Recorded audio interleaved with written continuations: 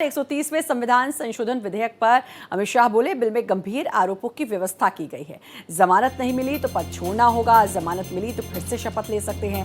Bill में 30 दिन तक जमानत का प्रावधान, 30 दिन तक बेल नहीं तो छोड़ना होगा पद, 5 साल से ज्यादा सजा होने पर छोड़ना होगा पद, जेल में बैठकर सरकार चलाना उचित नहीं। पहले के बिल में ऐसा प्रावधान नहीं था। जेल जाने के बाद भी इस्तीफा नहीं देना नया ट्रेंड, पीएम ने खुद को भी इसके दायरे में डाला है।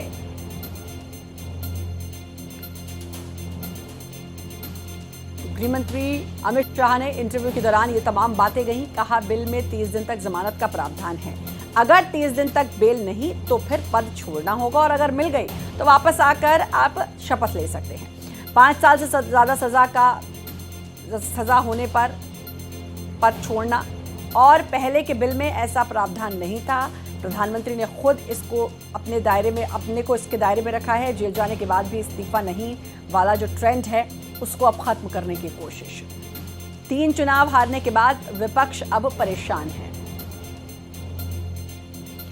तो इंटरव्यू के दौरान केंद्रीय गृह मंत्री अमित शाह ने गंभीर आरोप वाले कानून पर भी प्रकाश डाला। इसके साथ ही विपक्ष पर भी निशाना साधा है। क्या कुछ कहा, सुनिए। संशोधन में ये संविधान संशोधन है, इसमें हमने एक प्रावधान किया है कि प्रधानमंत्री, मुख्यमंत्री, भारत सरकार के मंत्री या राज्य सरकार के मंत्री किसी भी गंभीर आरोप में अगर अरेस्ट होते हैं और 30 दिन तक उनको जमानत नहीं मिलती है तो मुख्यमंत्री या प्रधानमंत्री मंत्री के केस में उनको उनके स्थान से मुक्त करेंगे। अगर वो नहीं करते हैं तो अपने आप कानूनन वो मुक्त हो जाएंगे।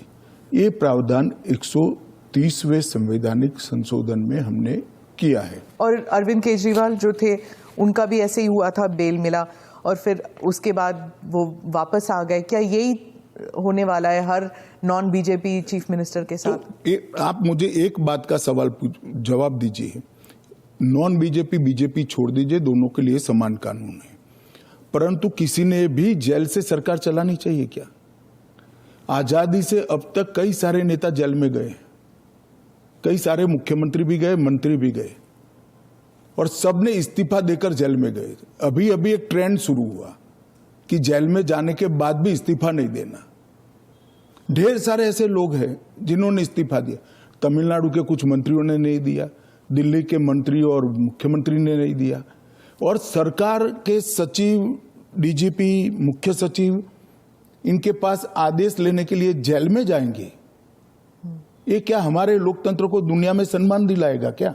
जब यूपीए की सरकार थी, श्री मनमोहन सिंह जी इनके प्रधानमंत्री थे और लालू प्रसाद यादव जी इनके मिनिस्टर थे। लालू प्रसाद जी को सजा हो गई।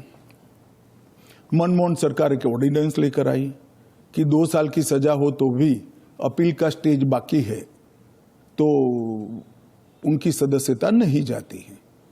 यही मॉरल ग्राउंड था जो आप कोट कर रही हो। तो एक ऑर्डिनेंस लेकर आए कि हम इसको बदल दे रहे हैं। ऑर्डिनेंस से बदलने का कैबिनेट ने प्रस्ताव भी किया। यही श्री राहुल गांधी इसको कंप्लीट नॉनसेंस कहकर सार्वजनिक रूप से प्रेस कॉन्फ्रेंस में देश की कैबिनेट ने और देश के प्रधानमंत्री ने जो फैसला लिया था, उनकी पार्टी के ही प्रधानमंत्री ने जो फैसला लिया था, उसका मॉरल ग्राउंड पर उन्होंने मखौल उड़ाया था। और मनमोहन सिंह एक सॉरी फिगर बनकर रह गए थे पूरी विश्व के सामने। आज वही राहुल गांधी बिहार में सरकार बनाने के लिए सजा हो गई, वो लालू प्रसाद जी को गले मिल रहे हैं। धनखड़ साहब के साथ क्या हुआ था? उन्होंने आपने प्रेशर डाला था उन पर रेजिग्नेशन के लिए? मुझे लगता है एएनआई ने रिसर्च विंग बंद कर दिया है। धनखड़ साहब का इस्तीफे का पत्र स्वयं स्पष्ट है। इन्होंने अपने आरोग्य का हवाला देते हुए इस्तीफा दिया है, स्वास्थ्य का हवाला देते हुए, और उन्होंने सरकार के मंत्री, प्रधानमंत्री और सभी सदस्यों का हृदय से उनके अच्छे कार्यकाल के लिए धन्यवाद किया है। कैसे काम करेगी अगर बहिष्कार कर रहे हैं तो? फिर तो पूरे ऑपोजिशन के बगैर तो मौजूदा लोग काम करेंगे। कल को आप अगर ऑपोजिशन अभी से लेकर 4 साल तक कोई काम में सहयोग नहीं होता है, देता है, तो देश नहीं चलेगा क्या?